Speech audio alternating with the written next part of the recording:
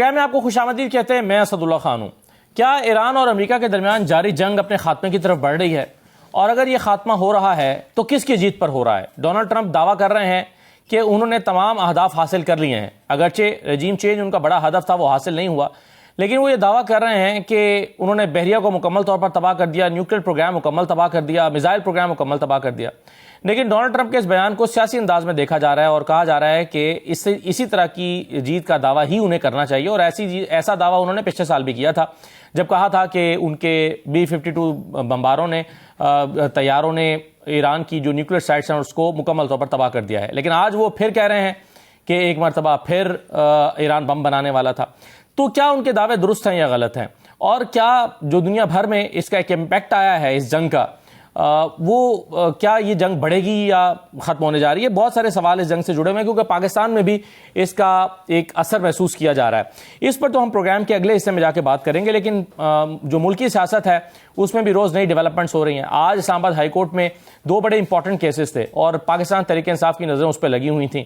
ایک تو عمران خان صاحب کی فیملی ڈاکٹر عظما کی طرف سے ایک درخواست ڈالی گئی تھی، اس پر اعتراضات لگے تھے. عدالت میں جا کر انہوں نے کہا کہ ہم ان اعتراضات کو دور کرنا چاہتے ہیں، ہمیں وقت دے دیں، یعنی خود ہی وقت مانگ لیا. بہت سارے لوگوں کا خیال ہے کہ یہ اس وجہ سے ہوا کیونکہ کل ایک اور کیس لگا ہوا ہے ایک اور عدالت میں اسی نوعیت کا، اس کا اثر اس کے اوپر آ سکتا تھا، اس لیے اس کو انہوں نے فی الحال روک دینا مناسب سمجھا. لیکن جو اصل بنیادی کیس تھا سزا معطلی کا 190 ملین پاؤنڈ کیس میں جو چیف جسٹس کی عدالت میں لگا ہوا تھا، وہاں پہ آج پھر کوئی حل نہیں نکل سکا. اسپیشل پروسیکیوٹر نہیں آئے، تاریخ پڑ گئی لیکن تاریخ ملی بھی نہیں. پاکستان تحریک انصاف کی اصل پریشانی یہ ہے کہ چلیے آج سماعت میں کچھ ہو تو نہیں سکا لیکن تاریخ ہی مل جاتی، تاریخ بھی نہیں ملی. تو اس سارے معاملے میں اب کیا ہونے جا رہا ہے؟ کیا عمران خان کے شفا اسپتال منتقل کرنے کے حوالے سے ابھی بھی پاکستان تحریک انصاف کی امیدیں قائم ہیں؟ کیونکہ کل اگین اس میں وہ کیس ڈیسائیڈ ہونا ہے جس میں کل ڈیسائیڈ کرنا چاہتی تھی عدالت اور کہا گیا تھا کہ لطیف کھوسہ صاحب کی طرف سے کہ مجھے تھوڑا سا ٹائم دے دیں. اس سے جڑے ہوئے کچھ اور معاملات بھی ہیں، مذاکرات، عید سے پہلے ڈیولپمنٹ، عید کے بعد پاکستان تحریک انصاف کی تیاریاں، کیونکہ سہیل آفریدی یہ کہہ چکے ہیں کہ ہمارا کنٹینر بھی تیار کھڑا ہے. کیا ہونے جا رہا ہے؟ ان تمام چیزوں پر بات کریں گے. میرے ساتھ پروگرام میں کھیلداز کوہستانی صاحب موجود ہیں، وزیر مملکت ہیں، مسلم لیگ نون کے رہنما. بہت شکریہ کوہستانی صاحب، خوش آمدید. فیصل چودھری صاحب تشریف فرما ہیں، PMLN کے رہنما، PTI کے رہنما ہیں. عامر احسان صاحب ہمارے ساتھ موجود ہیں، سینئر تجزیہ کار ہیں. عامر احسان صاحب، میں آپ سے شروع کرتا ہوں. آج عدالت میں کیا ہوا؟ دیکھیں، یہ تو آپ روٹین کی بات تو پوچھیں گے نا اپنے کورٹ رپورٹر سے. کیا ہوا؟ جو نتیجہ آپ نے بتایا وہی ہوا کہ غیر معینہ مدت کے لیے کیس چلا گیا. جب آپ کیس کو اچھے وکیلوں کو، چونکہ میں اسکرین پہ تو نہیں دیکھ رہا، فیصل فرید صاحب بیٹھے ہوئے ہیں، وہ ہمارے بھائی ہیں، ان جیسے وکلا جو عدالتوں کے مزاج کو سمجھتے ہوئے کیس لڑتے ہیں، آپ ان کو چھوڑ کے ان لوگوں کو لائیں گے جو لمبی لمبی چھوڑتے ہیں. وہ علیمہ خان صاحبہ کا کل میں بیان دیکھ رہا تھا شاید، کہ یہ ہمیں ہر دفعہ بتاتے ہیں کہ عید سے پہلے عمران خان صاحب گھر پہ ہوں گے، اور وہ ظاہر لطیف کھوسہ صاحب کی طرف. اور لطیف کھوسہ صاحب نے آج یہ بھی بڑے لطیف پیرائے میں کہا کہ میری خام ٹرولنگ کر رہے ہیں، یار میرا کیس تو جو ہے وہ تو سسپینڈ میں سزا کرا چکا ہوں ہو رہی ہے. تو اب آپ کل کیا ہونا ہے ہم اس کے اوپر زیادہ بات کر سکتے ہیں کہ جس کیس کو وہ لے کے لڑ رہے ہیں اور جیل رولز کی تیاریاں کر کے نہیں گئے، تو اس کیس میں عدالت نے کیا کام کرنا ہے؟ عدالت فیصلہ دے چکی ہے، آپ کو پتا ہے وہ سزا معطل ہو چکی ہوئی ہے. تو اس کیس میں عدالت جیل رولز کے بعد بھی کیا کہے گی؟ وہ کیس زیر بحث نہیں ہوگا اس عدالت کے پاس اس وقت، کیونکہ جس کیس کو لطیف کھوسہ صاحب لڑ رہے ہیں اس میں وہ اپنے جو کلائنٹ ہے اس کے لیے ریلیف لے چکے ہوئے ہیں. اور وہ والے ریلیف جو ہیں وہ آج PTI کے پورے گلے پڑے ہوئے ہیں. وہ جو 6 ججز کے ریلیف لے کے کہ ادھر کیس آئے گا چٹکی بجا کے ختم ہو جائے گا، تو وہ اب چٹکیاں ختم ہوئی ہیں. اب آپ جو مرضی بجاتے رہیں، بھاگتے رہیں، کیونکہ آپ کے سسٹم میں اس وقت لڑائی موجود ہے. جو سسٹم کی لڑائی ہے اس کو آپ طریقے سے ہی کر سکتے ہیں نا. ایسے دانش مند وکیلوں کو لائیں جو دونوں طرف بات کر سکیں. جب آپ کہتے ہیں نا جا کے بس ہمیں تو وہ وکیل چاہیے جو چھکا مارے گا کھڑا ہو کے، تو نہ وہ 6 جج ہیں جو چھکے کو لے کے فل ٹاس لے کے چھکا لگوا دیں آپ کا، یا بولڈ ہو جائیں آپ کے حق میں فیصلہ دے دیں. تو اسی لیے تو یہ پچھلے سال جنوری میں سزائیں کچھ لیٹ ہوئی تھی جو آج توشہ خانہ کی یا اس کی 190 ملین پاؤنڈ والی تھی، کہ جب تک نئے ججز نہیں آئیں گے تو وہاں پہ بھی ڈیلے کرایا گیا تھا. صحیح ہے. اب بالکل ٹھیک ہے. میں ظاہر ہے میرا مقصد تو یہی تھا آپ سے پوچھنے کا کہ آپ اس کو کیسے دیکھ رہے ہیں، کیونکہ یہ اسٹریٹجی جو PTI کے وکلاء کی طرف سے لی گئی ہے. آخر فیصل چودھری صاحب، کل لطیف کھوسہ صاحب نے کہا کہ ٹائم چاہیے، آج بھنڈاری صاحب نے کہا کہ اعتراضات ہیں ہمیں دور کرنے کے لیے ٹائم چاہیے. کیا آپ کو حکمت عملی نظر آ رہی ہے؟ بنیادی طور پہ کوئی حکمت عملی ہے نہیں، اور نہ سیاسی حکمت عملی ہے نہ لیگل حکمت عملی ہے.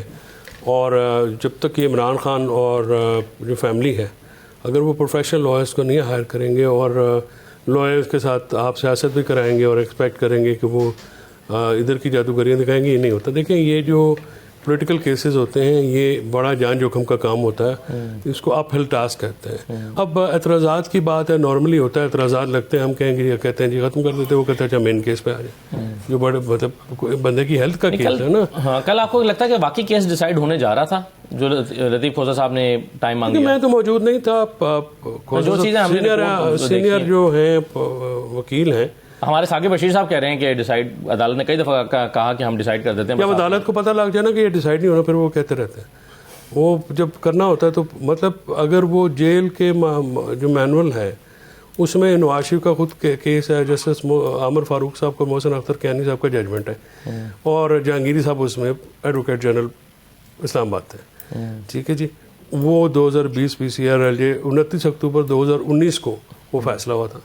ہو بہو یہی کیس ہے.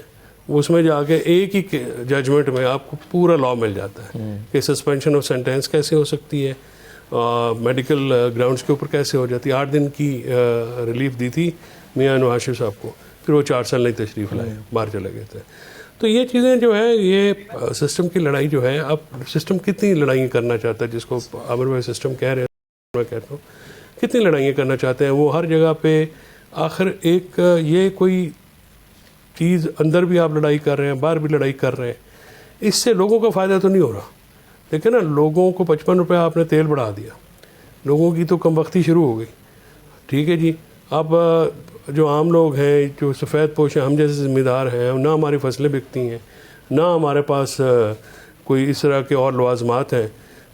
جو کارخانہ دار ہیں، عام تاجر ہے، کسان ہے، وہ تو سارے بیچارے رو رہے ہیں. پیرشیبل آئٹم ہے اس وقت، آلو کی فصل کا جو برا حال ہے، مکئی کی فصل کو آپ دیکھ لیں، جدھر بھی آپ دیکھ لیں، جو خرچہ پورا کرنا جو ہے وہ مشکل ہے. خرچہ تو خیر بڑی دور کی بات ہے، آپ اندازہ نہیں لگا سکتے کتنے جو ٹکے ٹوکری ہو کے ہوئے ہیں ہماری فصلیں.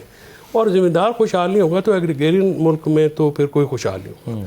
ایک طبقہ ہے وہ امیر سے امیر ہوتا جا رہا ہے. ہر جگہ پہ پرچی سسٹم ہے، ہر جگہ پہ ایک ایسا سسٹم لگا ہوا ہے کہ جس کے آپ جا کے مطلب ہم کہتے ہیں جڑا پنو لال ہے. مطلب ہر کام میں اس قدر بد انتظامی ہے، بد دیانتی ہے. اور صحیح ہے، آپ اس کو عدالتیں لے لیں، آپ پولیس لے لیں، آپ FIA لے لیں. چلیں ایک چیز، ساری چیزوں کا جواب آپ مسکرا بھی رہے ہیں بار بار چوہدری صاحب کی بات سن کے کیلدہ صاحب. لیکن یہ پچھلے دنوں جب محسن نقوی صاحب نے پریس کانفرنس کرتے ہوئے بتایا تھا کہ عمران خان صاحب کے علاج کے حوالے سے پارٹی آن بورڈ تھی، پھر انہوں نے کہا کہ علیمہ خان صاحبہ نے ساری چیزوں کو ویٹو کر دیا. اس وقت تو معاملہ عدالت میں اس طرح کی درخواستیں نہیں آئی تھیں عمران خان کو ہاسپٹل شفٹ کرنے والی، یہ تو خود حکومت فیصلے کرنے جا رہی تھی نا. تو آپ کیوں انتظار کر رہے ہیں کہ عدالت کوئی فیصلہ دے، حکم دے؟ اگر ضرورت ہے تو حکومت خود بھی علاج معالجے کے لیے قدم اٹھا سکتی ہے، ڈاکٹر تک رسائی دینا. یہی ڈاکٹر عظمیٰ کی درخواست ہے نا کہ ڈاکٹرز تک رسائی دی جائے، فیملی کے نگرانی میں سارا کچھ کیا جائے. تو یہ تو خود بھی حکومت اس پہ غور کرتی رہی ہے پچھلے دنوں میں. دیکھیں، بیماری کے حوالے سے ہم نے پہلے بھی کئی دفعہ بات کی ہے. اللہ نہ کرے کسی پہ بھی بیماری ہے. ہم عمران خان کے لیے بھی دعا گو ہیں. ہم ان کی طرح نہیں ہے کہ جس نے ہمارے لیڈرشپ کی بیماریوں پہ انہوں نے مذاق اڑایا تھا. جس وقت عمران خان صاحب کو جیل میں یہ شکایت ہوئی ہے تو جیل مینیول کے تحت وہاں پہ ڈاکٹروں کا علاج دیا گیا. پھر یہ محسوس کیا گیا کہ ان کو اسپتال لے کے جایا جائے. عمران خان کی مرضی سے اسپتال گئے تھے، اس کو علاج دیا گیا تھا. جو خبر آپ نے بریک کی تھی، اور ماشاءاللہ اس وقت آپ چھائے ہوئے ہیں، پاکستان کی صحافت میں بڑا نام ہے آپ کا. تو اس میں حکومت نے کوئی کام پہ بھی کمی کوتاہی نہیں کی ہے کہ عمران خان کا علاج نہ ہو. نہ ہماری یہ خواہش ہے. ہم کہتے ہیں کہ وہ اس کا بیماری قدرتی ایک آئی ہے، اس کا علاج ہو رہا ہے.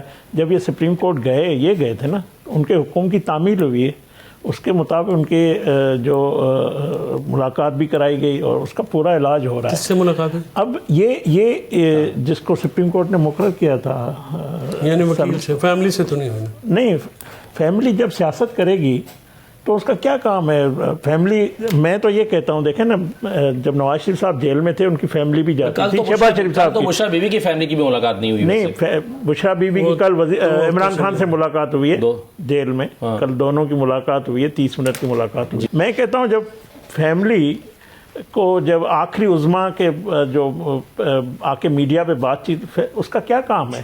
یا تو عظما بی بی پارٹی کی سربراہ بن جائے، یا علیمہ بی بی جو ہے ایک طرف کہتی ہے کہ ہمارا جماعت سے بھی تعلق نہیں ہے، جہاں جماعت اس کو ان کرتی ہے، بھائی کے تک اس کا رشتہ ٹھیک ہے، وہ اس تک محدود رہے نا۔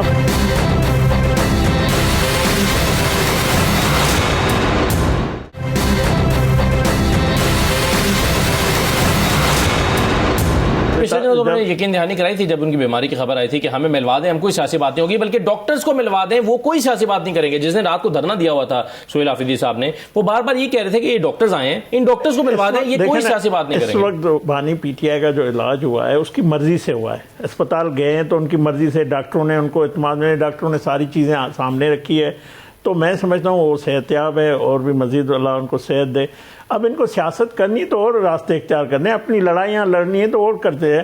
اب دیکھو نا، یہ جس طرح کہہ رہے ہیں کہ لطیف کھوسہ صاحب، جس کے لیے اب سارے وکلا جو جا کے باغ کے کورٹوں میں جا رہے ہیں، پھر کہتے ہیں ہمارے پاس وقت، ہمیں وقت دیا جائے، مجھے پتہ نہیں ہے، تو پھر یہ کون سے وکیل ہیں؟ اب آپ اپنا کیس جو ہے عدالتوں میں لڑتے نہیں، یا تو آپ میڈیا پہ یا سڑکوں پہ کھڑے ہوتے ہیں، اور سڑکوں پہ بھی آپ کے ساتھ کوئی نہیں ہے، نہ جماعت ہے نہ عوام ہے۔ تو یہ صحیح کا فیصل چودھری صاحب نے، حکمت عملی جو ہے ان کی کوئی نظر نہیں آتی، یہ خود کہہ رہے ہیں۔ ابھی آپ نے ان کو ماہر قانون بنا دیا، میرے بھائی بڑے ماہر قانون ہیں، مگر پی ٹی آئی کے سابقہ یا موجودہ رہنما عمران خان کے وکیل بھی ہیں، تو آپ یہ لکھیں نا، تو یہ حالت ہے آپس میں۔ اب دیکھیں نا، بڑا اچھا سچ بولتے ہیں فواد چودھری صاحب، مجھے اسی لیے یہ دونوں اچھے لگتے ہیں بھائی، کہ یہ سچ بولتے ہیں، حقائق بھی بولتے ہیں، اور ایسے لوگوں کو پارٹی میں ہونا چاہیے، نہ کہ آپ نے سینیٹ میں نیشنل اسمبلی میں بٹھا دیا۔ آپ کی اس تعریف جو ہے، اس کا مطلب ہے ساڑھی تو چھٹی تعریف ہے کہ شرارت ہے؟ نہیں، ہمیشہ فواد چودھری صاحب کا، حالانکہ اس کا نقطہ نظر ہمارے خلاف بھی ہوتا ہے، مگر میں سمجھتا ہوں ایک سیاسی ورکر، ایک گھرانہ ہے، ایسے لوگوں کو یہی راستہ نکال سکتے ہیں۔ یہ ویسے بتائیں کہ یہ آپ کا شکریہ، آپ کی تعریف میں بالکل اس کو نہ نہیں کروں گا۔ یہ بتائیں کہ آپ لوگوں کے اگر بس میں ہے تو پھر آپ فیملی کی ملاقات کیوں نہیں کرا رہے؟ آپ ان کی پارٹی کے لوگوں سے کیا؟ اب بیچارہ جو گوہر ہے، میرا دوست ہے، بھائی ہے میرا، شریف النفس آدمی ہے، میں نے اسے کہا جو تیرے نال ہوندی تو چھڑ دے، پر نہیں باز آتے ابھی نہ کسی۔ انہوں نے تو بڑی سنجیدہ کوششیں کچھ کی ہیں، وہ اپنے کام میں وہ لگے ہوئے ہیں، جو ان کو لگتا ہے نا کہ یہ راستہ ہے، اس راستے پر تو وہ کاربند ہے۔ قابل تکریم آدمی ہے، میں بتاؤں گا آپ کو، اور بڑی زیادتی ہوتی ہے اس کے ساتھ، اور تمام نااہل جو ہیں وہ مل کے جو ہے وہ اس کا ان کو تختہ وش بنایا ہوا ہے۔ ہاں، ہم آپ ورکر جو ہے وہ چلائیں گے۔ یہ بات ٹھیک ہے کہ بیرسٹر گوہر کی خامی ہو یا خوبی ہو، لیکن بیرسٹر گوہر جس راستے کو وہ صحیح سمجھتے ہیں اس پہ پوری کنوکشن کے ساتھ، مستقل مزاجی کے ساتھ لگے ہوئے ہیں۔ رانا صاحب، جو راستہ بیرسٹر گوہر کو نظر آتا ہے، آپ کے خیال میں وہی راستہ ہے، یا وہ راستہ جو عید کے بعد کے پی کی پی ٹی آئی پلان کر رہی ہے، وہ کنٹینر بار بار دکھاتے ہیں اس پہ لکھا ہوا ہے آزادی یا موت، وہ راستہ جو ہے وہ بہتر ہے؟ بیرسٹر گوہر اپنی پارٹی کے لیڈر کے ساتھ بہت مخلص ہیں، اور وہ سمجھتے ہیں کہ بات چیت کے بغیر راستہ نہیں بنے گا۔ عمران خان صاحب نے ایک دو دفعہ ان کو جھاڑا بھی، لیکن اس کے باوجود وہ انہی کے لیے بات کرتے ہیں۔ یہ جو محسن نقوی کے ساتھ گفتگو پہ تھے، تو پھر الزامات لگے کہ دوسری طرف لائن پہ کون تھا، تو انہوں نے کس کا نام لیا تھا؟ انہوں نے کہا کے پی کے وزیر اعلیٰ تھے۔ جی ٹھیک ہے، تو وہ کس طرح کرے کوئی کام؟ اس طرح ہی کر سکتے ہیں نا۔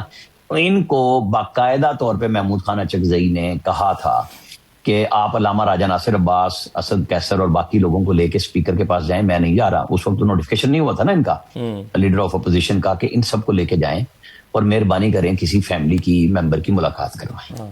بیرسٹر گوہر نے گارنٹی دی تھی ان سب کے ساتھ جا کے ڈاکٹر عظما کی کہ کوئی سیاسی بیان نہیں باہر آئے گا۔ یہ جو ابھی کھلدہ صاحب بات کر رہے تھے نا فیملی کی، اور بیچ میں فیصل صاحب بول پڑے، وہ یہ ہے کہ ان کی فیملی نے کبھی باہر آ کے سیاسی بیانات نہیں دیے تھے، اور وکلا بھی سیاسی لیڈروں کو پیغامات دیتے تھے۔ جب ان کی ملاقاتوں پہ بیان ہو گیا تھا تو عطا تارڑ یہ لوگ جب جاتے تھے کوٹ لکھپت میں بھی ملنے، تو جواب میں آ کے وہ صرف کیس کے اوپر بات کرتے تھے، ذاتی یا سیاسی پیغامات وہ سیاسی لیڈرشپ کو دیتے تھے۔ یہ آن ریکارڈ انہوں نے کہا بھی ہوا۔ اب مسئلہ یہ ہو گیا کہ جتنی بڑی گارنٹی دی تھی کہ فیملی کو ملائیں، ملوایا، اور اس کے بعد لمبی چوڑی کتاب لکھی ہوئی ٹویٹ کی صورت میں آ گئی تھی، جس کے بعد سے بات بگڑی. اب آج کہاں پہنچے ہیں؟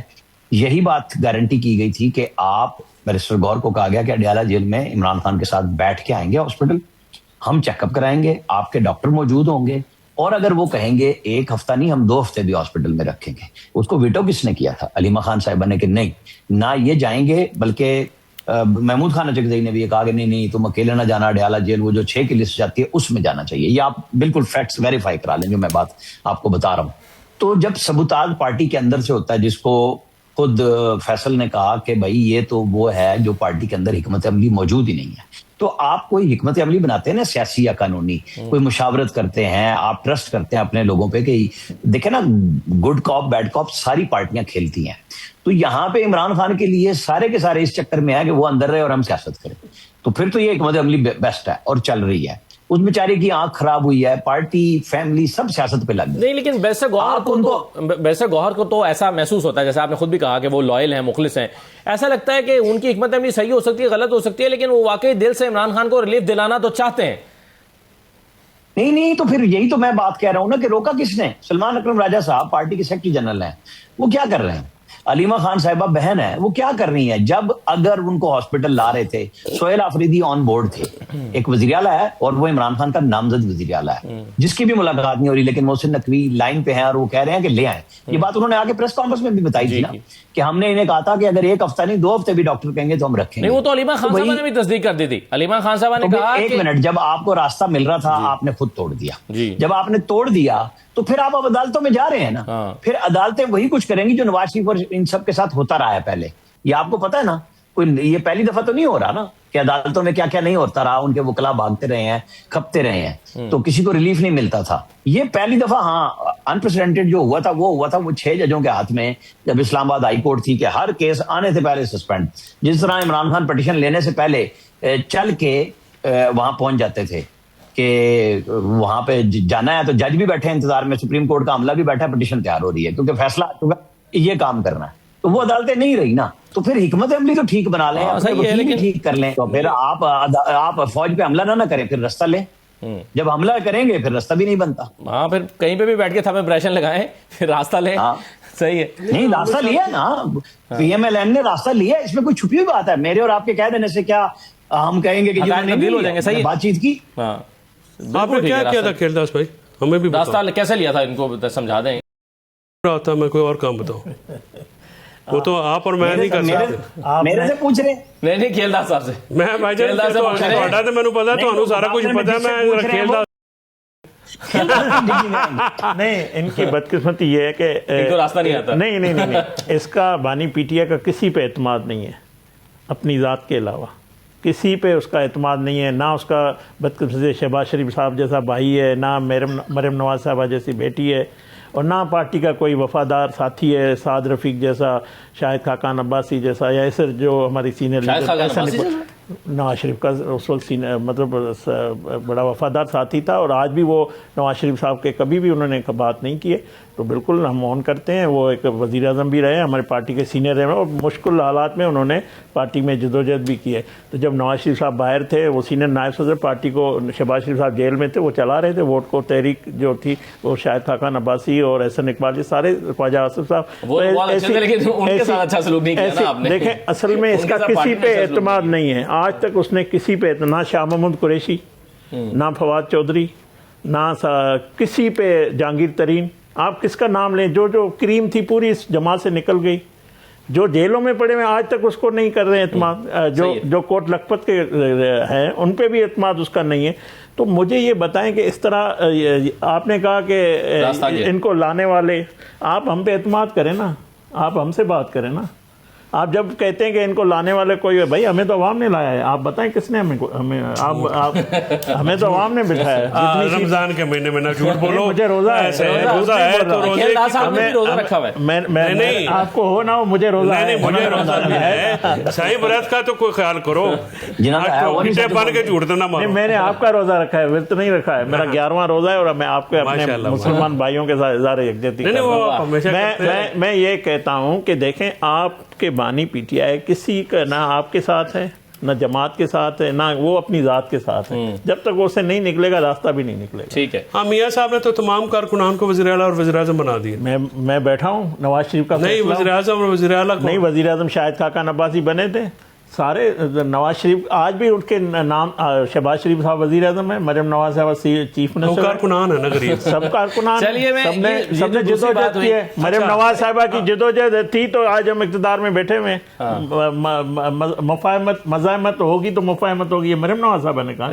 تو اس فارمولے پہ مفاہمت ہوئی جی، اسی فارمولے پہ آ جائیں نا آپ کے لیے موجود ہے. مزاحمت ہوئی، پھر مفاہمت، آپ نے مزاحمت کر لی، پھر راستہ نکلا اور پھر بات آگے بڑھی. اللہ صاحب نے ابھی بتا دیا ہے کہ بات سن کام اتنے نہیں کرنا ہے. جی وہ عمران خان ہے نا، ان کی جو ہنسی ہے وہ اس کی تصدیق بھی کر رہی ہے. ایک چھوٹا سا بریک لیتے ہیں، بریک کے بعد میں ذرا فیصل صاحب کے سامنے یہ سوال رکھتا ہوں کہ خیبر پختونخوا کیا مختلف انداز میں سوچ رہا ہے، کیونکہ سہیل حافظی صاحب نے پارٹی میٹنگز میں ایک تو یہ کہا ہے کہ بھائی عید تک کا وقت ہے، ہم اس سے زیادہ انتظار نہیں کرتے، کارکنان کا ہمارے اوپر بہت پریشر ہے، ہم اس سے زیادہ انتظار نہیں کر سکتے. اگر بات چیت کے ذریعے کچھ نکالنا ہے بیسر گوھر صاحب تو نکال لیجئے، ورنہ پھر ہمارا کنٹینر تیار ہے.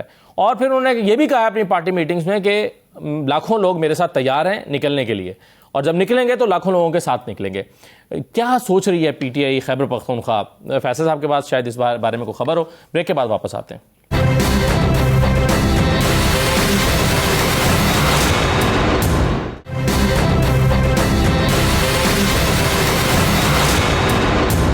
بریک کے بعد دوبارہ خوش آمدید.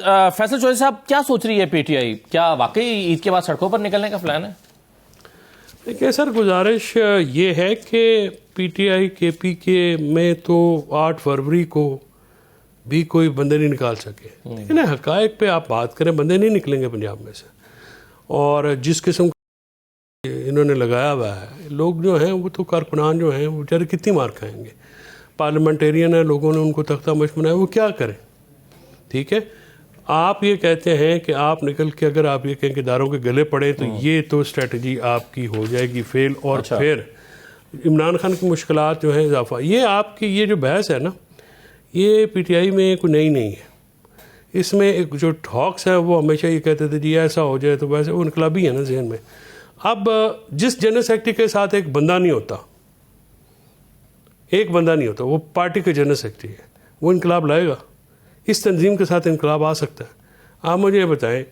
دوسری بات یہ ہے کہ انقلاب کا انہوں نے نام سنا ہوا ہے. انقلاب کے لیے پھر سیدنا علی خامنائی کی طرح دلیر ہو کے کھڑا ہونا پڑتا ہے، شہادت دینی پڑتی ہے، خاندان کو جو ہے وہ اڑانا پڑتا ہے، وہ قربان کرنا پڑتا ہے.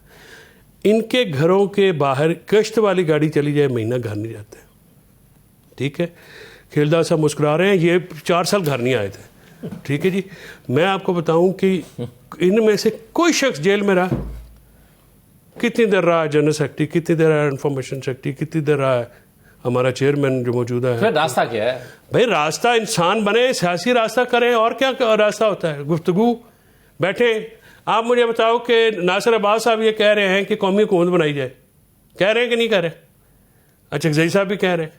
ٹھیک ہے، قومی حکومت کی بات کر رہے ہیں نا، وہ آپ یہ کہہ رہے ہیں سارے کہ جناب ہم سے ویسے تو نہیں ہوگا. آپ چکزئی صاحب کے ساتھ کتنے بندے ہوتے ہیں؟ حسین خون زیادہ ہوتا ہے، وہ لا ہی نہیں سکتے. وہ بلوچستان میں ایک حلقے کی سیاست کرتے ہیں.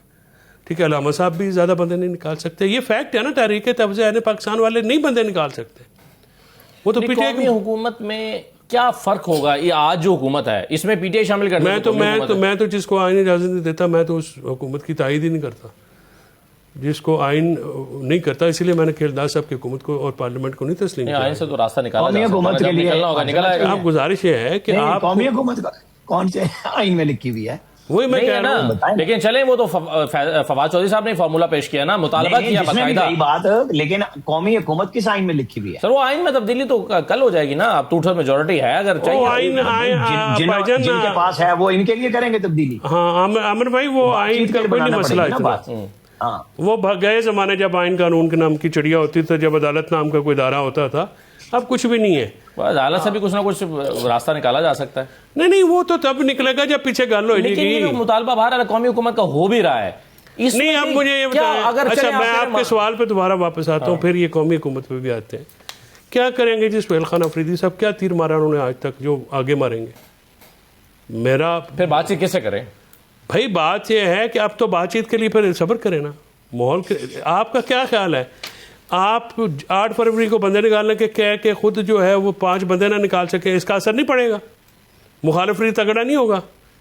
آپ کی تیاری ہے کوئی نہیں, تنظیم آپ کی ہے کوئی نہیں. آپ ایم عمران خان صاحب کو جو ہے ان اور عمران خان صاحب کو بھی اللہ تعالیٰ پتہ نہیں کہ وہ کس امتحان میں پڑے ہوئے ہیں خود کو, اور اس تنظیم کے ساتھ بھجن کلاس ایک کٹھی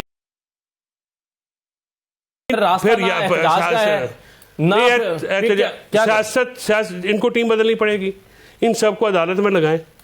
ٹھیک ہے, علیمہ بی بی کو یہ ہٹا کے دوسرے لگا دیے, جیسے وہ سیاسی لوگ تھے عمر ایوب وغیرہ, تو کیا ہوا؟ وہ تو بیچارے چھپے چھپے پھر رہے ہیں, 70 سال کی سزائیں. نہیں دیکھیں, یہ تو پھر آپ کو ٹیم عمران خان سب کو بدلنی پڑے گی.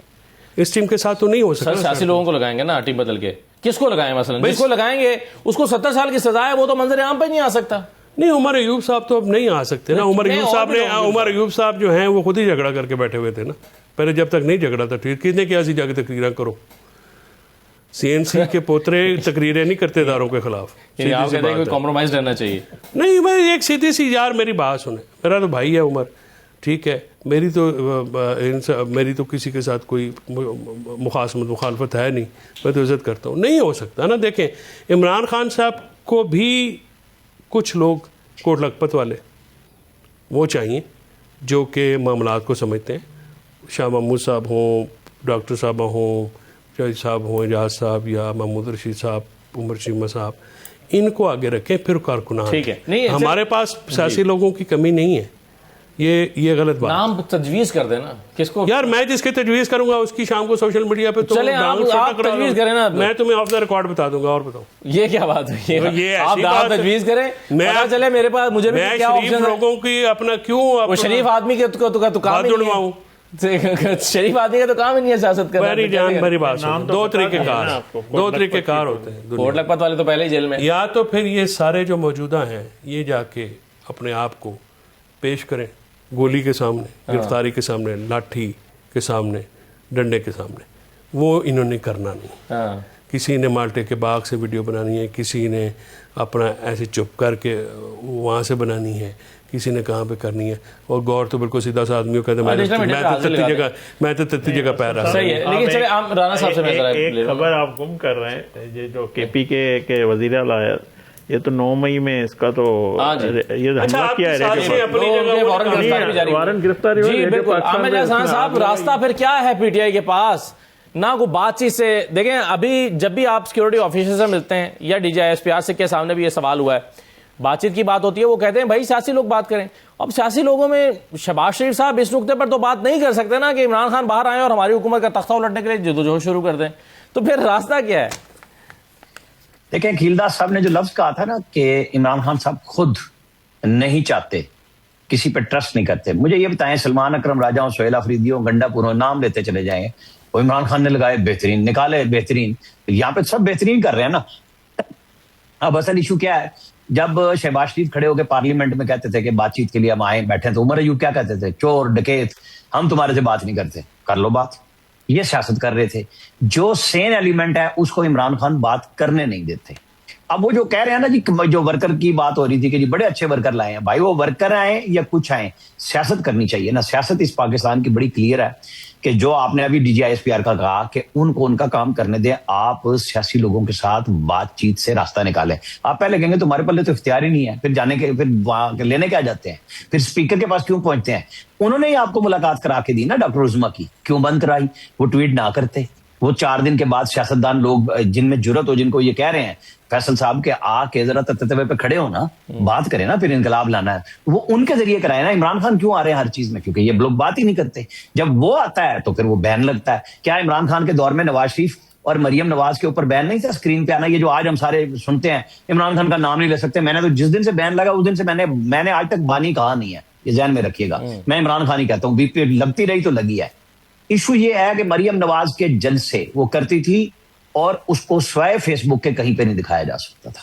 لوگ اس کے اوپر بھی جلسوں میں پہنچتے تھے. جب اپوزیشن ہوتی ہے لوگ اس کے ساتھ مزاحمت کے ساتھ چلتے ہیں. عمران خان کے ساتھ چل رہے ہیں, اس کی پارٹی نہیں چل رہی یا وہ چلنے نہیں دے رہی. یہ تو ان کو آپس میں گھر میں طے کرنا ہے نا کہ اگر آپ کو پولیٹیکل راستہ لینا ہے, انقلاب آپ لا نہیں سکے. یہ جو 8 فروری والی بات ابھی مثال دی ہے, ہم اگر گننا شروع ہو جائیں 25 مئی کو عمران خان خود نکلے تھے بھائی 2022 کو, نہیں کچھ کر سکے.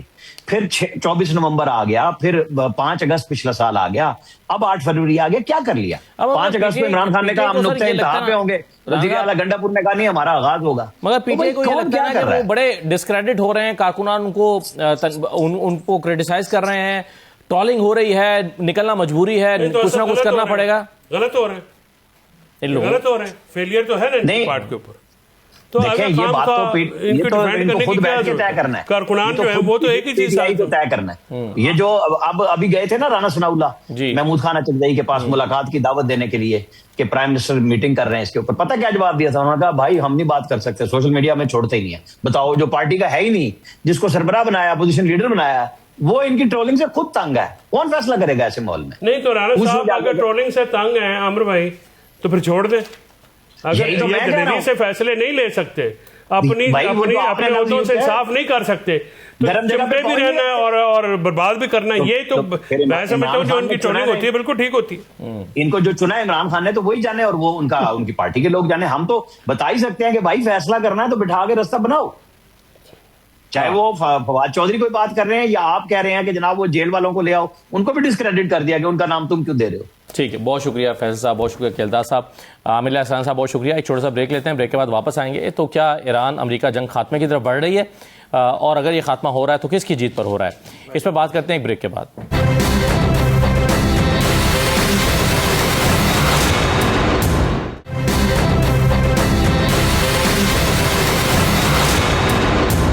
بریک کے بعد آپ کو دوبارہ خوش آمدید کہتے ہیں. ہمارے ساتھ ایمبیسڈر سردار مسعود خان صاحب موجود ہیں.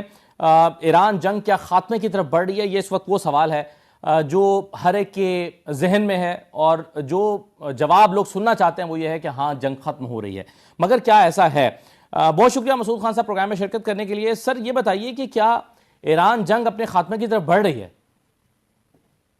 آثار نظر نہیں آ رہے ہیں, لیکن کچھ اس قسم کے اشارے آ رہے ہیں کئی طرف سے. مثال کے طور پر جو ہے ایران میں بے تحاشا تباہی ہوئی ہے, پورے کا پورا ملک تباہ برباد ہو گیا ہے. پہلے جو ہے وہ صرف ملٹری تنصیبات کے اوپر حملہ کر رہے تھے, اب جو ہے یا ان کے جو سیاسی عسکری مراکز ہیں, لیکن اب انہوں نے جو ہے آج ہی بلکہ کل بھی جو حملے ہوئے امریکہ اور اسرائیل کی طرف سے, انہوں نے ملٹری انڈسٹریل کمپلیکس کے اوپر بھی حملے شروع کر دیے ہیں. تو اس کا مطلب ہے کہ حملے تو تیز تر ہو رہے ہیں. اور دوسرے آبنائے ہرموز جو ہے وہ بند ہے, امریکہ یہ کہہ رہا ہے کہ وہ اسے زبردستی کھولے گا, اور اس نے پہلے ہی ایران کے بہت سے جہازوں کو نشانہ بنایا ہے. پھر یہ بھی خبریں آ رہی ہیں کہ ایران آبنائے ہرموز میں لینڈ مائنز بچھا رہا ہے. تو دوسری طرف جو ہے امریکہ دو قسم کے سگنلز دے رہا ہے. ایک یہ کہ جنگ جو ہے تقریباً ختم ہو گئی ہے, انہیں فتح حاصل ہو گئی ہے. دوسری طرف سے انہی کی اپنی کیبنٹ سے, یعنی ان کے وزیر دفاع سے یہ سگنل آتا ہے کہ نہیں جنگ جاری رہے گی. لیکن کیا ان کے پاس کوئی آف ریمپ یا ایکسٹ ریمپ جسے کہتے ہیں ہے دونوں کے لیے؟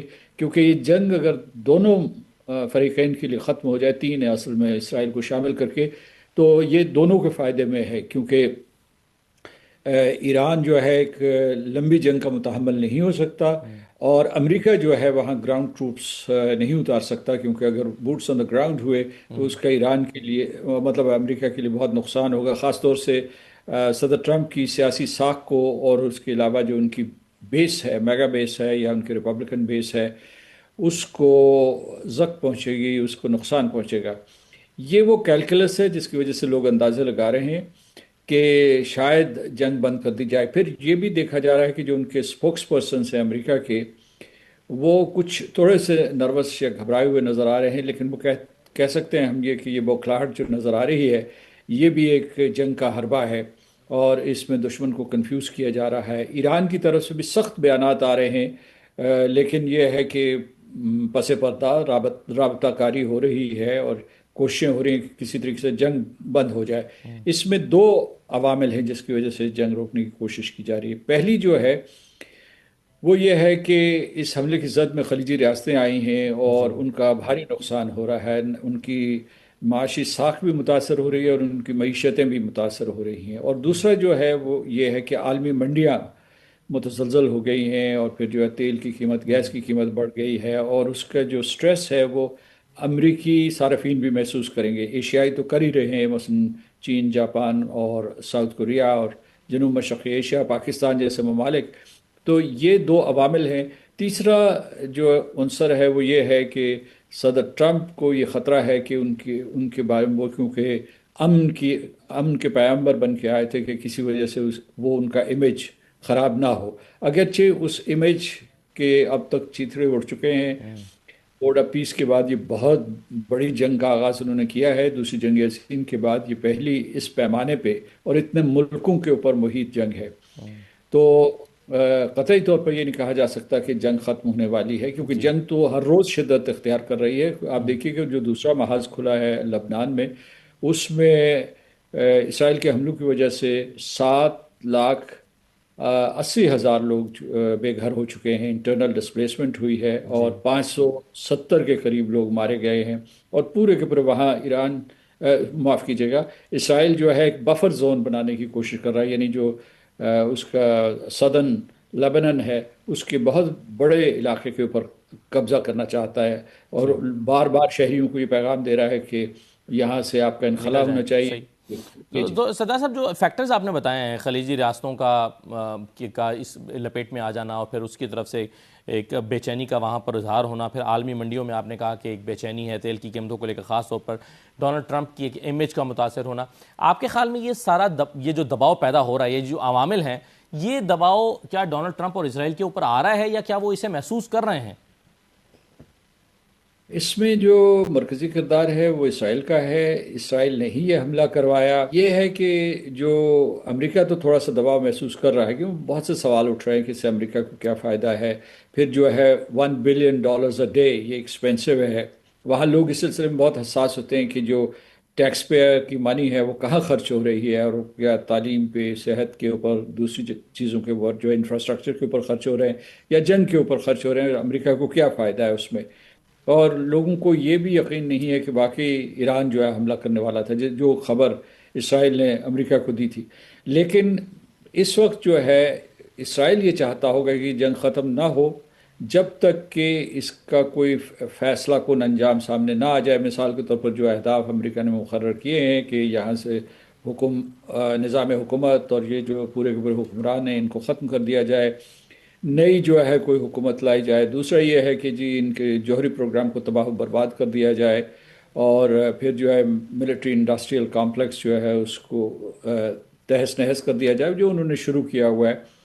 اور آخری یہ ہے کہ وہ دوسری جگہ ہیں، مثال کے طور پر مثلا جو لبنان میں یا یمن میں یا اس کے علاوہ حماس جو ہے، ان کو ڈیگریڈ کیا جائے. تو یہ مقصد بھی انہوں نے بڑی حد تک حاصل کر لیا. تو سردار صاحب، آپ کو یہ لگتا ہے کہ یہ ڈونلڈ ٹرمپ نے جو 2 دن پہلے دعویٰ کیا تھا کہ انہوں نے بحریہ کو مکمل طور پر تباہ کر دیا، انہوں نے نیوکلیئر پروگرام کو مکمل طور پر تباہ کر دیا، میزائل پروگرام مکمل طور پر تباہ کر دیا ہے، اگر یہ اہداف انہوں نے حاصل کر لیے ہیں، ایک تو آپ کو کیا لگتا ہے کہ ان کا دعویٰ بالکل درست ہے یا نہیں، اور دوسرا کہ اگر اہداف حاصل کر لیے ہیں تو مزید کیا صرف رجیم چینج کا ہدف رہ گیا؟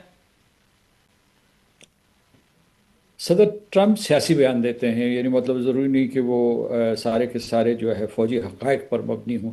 جو محتاط ترین بیانات دیے جاتے ہیں وہ chairman joint chiefs of staff Dan Caine کی طرف سے دیے جاتے ہیں. انہوں نے اس قسم کا کوئی دعویٰ نہیں کیا. وہ بتا رہے ہیں کہ آپریشنز کیسے آگے بڑھ رہے ہیں، وسیع ہیں، خطرناک ہیں، بہت لیتھل ہیں، مہلک ہیں، اس میں کوئی شک نہیں ہے. لیکن انہوں نے اس قسم کا کوئی دعویٰ نہیں کیا. اور ایک تو مزاحمت ہے یہ جو فوجی جو ان کے پلیٹ فارمز ہیں اس کا جو مقابلہ ہو رہا ہے، تو اس میں ظاہر ہے کہ ایران پیچھے ہے، لیکن اس کے پاس اے سیمیٹرک ہتھیار بہت ہیں. مثال کے بیلسٹک میسائلز ہیں، ہائپرسونک میسائلز ہیں، وہ داغ رہا ہے ابھی تک. اور جو ان کے ڈرونز ہیں، ڈرونز جو ہے مہلک ہے. آپ دیکھیں جو ڈرون ابھی جو آج صبح جو ہے ایک ڈرون جس نے یونائٹڈ عرب ایمریٹس کے بیچ پہ حملہ کیا، تو اسے روکنے کے لیے کتنے طیارے حرکت میں آ گئے. وہ $10,000 کا ہوا ہوگا جو ڈرون ہے، اور یہ جو ہے ان کی جو ہے $10 of millions کی ان کی قیمت ہوتی ہے. تو اس لیے یہ ہے کہ وہ ایک ایسیمیٹرک ہتھیار ہے جس کے ذریعے ایران مقابلہ کر رہا ہے. اور پھر جو ہے ایران کی بہت بڑی فوج ہے، یعنی جس کو اسلامک ریولوشنری گارڈز کہتے ہیں، یا اس کی جو ان کی باقاعدہ منظم فوج بھی ہے، تو یہ ملا کے تو تقریباً 10 لاکھ کے قریب وہ لوگ ہیں. تو دونوں طرف طاقت کا مظاہرہ ہو رہا ہے، اور اس کے پاس جو ہے ایران کے پاس جو ہے اکنامک لیور بھی ہے. اب انہوں نے یہ بھی کہا ہے کہ جو یہ جائنٹس ہیں، ٹیک جائنٹس ہیں، جن کی ٹیکنالوجی استعمال ہو رہی ہے اس کے خلاف، ان حملوں میں تہران کے خلاف یا پورے ایران کے خلاف، اس کو بھی وہ نشانہ بنائیں گے، جس کی وجہ سے ایک اور نیا عالمی بحران پیدا ہو سکتا ہے. اچھا مسعود صاحب، یہ بتائیے کہ آپ کو ایران اور اسرائیل اور امریکہ کی یہ جو پالیسی ہے کہ ٹاپ لیڈرشپ کو نشانہ بنائیں، سپریم لیڈر کو پہلے نشانہ بنایا گیا، وہ شہید ہو گئے، اس کے بعد ان کے بیٹے کے حوالے سے بھی انہوں نے دعویٰ کیا کہ ہم انہیں بھی مار دیں گے، اور ابھی ایک اسرائیلی عہدیدار یہ دعویٰ کر رہے ہیں کہ نئے جو نو منتخب سپریم لیڈر ہیں ان کو بھی وہ معمولی ایک حملے میں معمولی زخمی ہوئے ہیں، یعنی ان کو بھی ٹارگٹ کیا گیا ہے.